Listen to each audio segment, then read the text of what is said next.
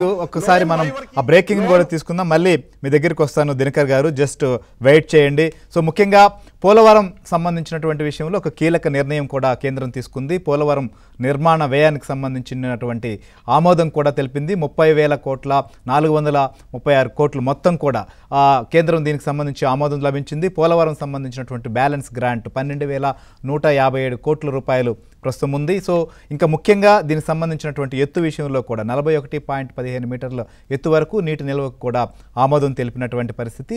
So Polavaram ప్రాజెక్టుకు 5,000 కోట్ల వరకు ప్రస్తుతం ఈ బడ్జెట్లో కూడా కేటాయింపులు చేసినట్లుగా తెలుస్తోంది. సో దీనికి సంబంధించినటువంటి అప్డేట్ కూడా ఒకసారి తీసుకుందాం. కృష్ణ, ఏంటి పోలవరానికి సంబంధించినటువంటి విషయంలో కేంద్రం తీసుకున్నటువంటి ఆమోదం తెలిపినటువంటి కీలక నిర్ణయం, దీనివల్ల పోలవరం ప్రాజెక్టు నిర్మాణానికి సంబంధించినటువంటి విషయంలో ఏ రకంగా ముందుకెళ్లేటువంటి పరిస్థితి ఉంది? శ్రీహరి, ఈ బడ్జెట్లో ఏపీ ప్రభుత్వానికి కొంత ఊరటనిచ్చే అంశాలు కొన్ని చాలా ఉన్నాయని చెప్పొచ్చు. ముఖ్యంగా పోలవరానికి సంబంధించినటువంటి అంశం గత బడ్జెట్లో చూసాం. ఇంటర్మ్ బడ్జెట్లో ఏదైతే అమరావతి నిర్మాణానికి 15,000 కోట్లు, అదేవిధంగా పోలవరం నిర్మాణానికి మొత్తం 100% కేంద్ర ప్రభుత్వం భరాయిస్తుందని నిర్మలా సీతారామన్ చెప్పారు. ఇప్పుడు అదేవిధంగా పోలవరానికి సంబంధించి ఒక ముఖ్యమైనటువంటి ప్రకటన చేశారు ఈ బడ్జెట్లో.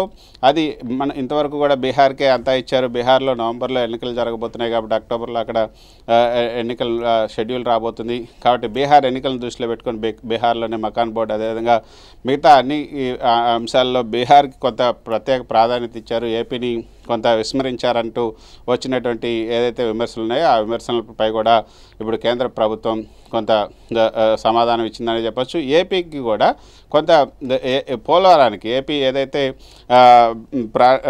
ఈ యొక్క పోలవరం జీవనాడిగా చెప్తున్నటువంటి ఏపీకి జీవనాడిగా చెప్తున్నటువంటి పోలవరానికి ఈ బడ్జెట్లో నిధులను కేటాయించారు. అంతేకాకుండా సవరించిన అంచనాలను కూడా కేంద్ర ప్రభుత్వం అంగీకరించింది. 41.15 మీటర్ల ఎత్తులో ఏదైతే ఈ యొక్క నీరు నిలిపేందుకు ప్రాజెక్టులో ఆ కాంటూర్లో మీటర్ల కాంటూర్లో నీరు నిలిపేందుకు గాను మొత్తం సవరించిన అంచనాలు ఏవైతున్నాయో వాటిని 30,436.95 కోట్ల నిర్మాణానికి కేంద్ర ప్రభుత్వం ఆమోదించింది. అందులో ఉన్నటువంటి పెండింగ్ ఏదైతే ఇప్పుడు ఈ పోలవరం ఈ ప్రాజెక్ట్ నిర్మాణానికి కావాల్సినటువంటి బ్యాలెన్స్ గ్రాంట్ ఇప్పటివరకు ఇచ్చినటువంటి నిధులు కాకుండా ఇంకా ఇవ్వాల్సినవి 12,157.53 కోట్లు, అది 3 కోట్లుగా కేంద్ర ప్రభుత్వం నిర్ధారించింది. దానికి సంబంధించి ఏదైతే ఇప్పుడు ఈ బడ్జెట్లో కొంత అమౌంట్ని అయితే కేటాయించింది. బడ్జెట్లో ఈ ప్రాజెక్ట్ నిర్మాణానికి అవసరమైనటువంటి బ్యాలెన్స్ గ్రాంట్ 12,157.53 కోట్లు నిర్ధారించినటువంటి కేంద్ర ప్రభుత్వం ప్రస్తుత బడ్జెట్లో 5,936 కోట్లను కేటాయించింది. పోలవరం ప్రాజెక్ట్ అథారిటీకి కూడా ఆ అథారిటీ నిర్వహణ కోసం ఏదైతే ఉందో దానికి కూడా 54 కోట్లను కేంద్ర ప్రభుత్వం కేటాయించింది. సో బ్యాలెన్స్ గ్రాంట్ 12,157.53 కోట్లు ఇవ్వాల్సి ఉంది. అందులో అది 41.15 మీటర్ల కాంటూర్లో నీరు నిలిపేందుకు ఏదైతే గతంలో ఏపీ ప్రభుత్వం పంపించినటువంటి సవరించిన అంచనాలను కేంద్ర ప్రభుత్వం అంగీకరించడం అన్నది కొంత ఇది గుడ్ న్యూస్ అనే చెప్పొచ్చు, శుభవార్త. ఇది కేంద్ర ప్రభుత్వం ఇచ్చినటువంటి ఇది. అమరావతి గత బడ్జెట్లో అమరావతికి 15,000 కోట్లు ఇచ్చింది, ఇప్పుడు పోలవరానికి. ఇంకా మధ్యతరగతి ప్రజలకు వేతన జీవులకు కూడా ఓట కలిగించే అంశం 12 లక్షల వరకు కూడా ఎటువంటి ట్యాక్స్ లేదు. 12 లక్షల లోపు వార్షిక ఆదాయం 12 లక్షల లోపు ఉన్న వాళ్ళకి ఎటువంటి ట్యాక్స్ లేదు. గతంలో దీనిపైన ఎన్నో విమర్శలు వచ్చాయి.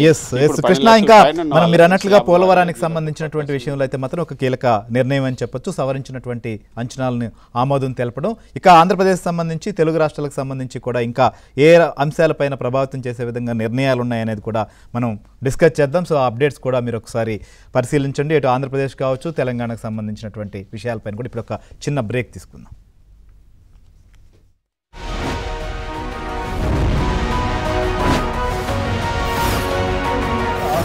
ఊతమిచ్చేటటువంటి విధంగా ఈ బడ్జెట్ రూపకల్పన జరిగింది. అలాగే రాష్ట్రాలకి మూలధన వ్యయం కోసం దీర్ఘకాలిక రుణాలని 1,50,000 కోట్ల రూపాయల వరకు కేటాయించడం సుపరిణామం. ఈ విధంగా కేంద్ర ప్రభుత్వం కేటాయించిన మూలధన వ్యయం కోసం చేసినటువంటి 10,18,000 కోట్లు, రాష్ట్రాలకి మూలధన వ్యయం కోసం దీర్ఘకాలిక వడ్డీ లేని రుణాలు 1,50,000 కోట్లుతో కలుపుకొని రాష్ట్ర ప్రభుత్వాలు కేటాయించే మూలధన వ్యయం వారు చేసే మూలధన వ్యయంతో కలిపి 25 లక్షల కోట్ల రూపాయల వరకు రాష్ట్రాల సమన్వయంతో మూలధన వ్యయం రాబోయే సంవత్సరంలో చేయడానికి ప్రణాళిక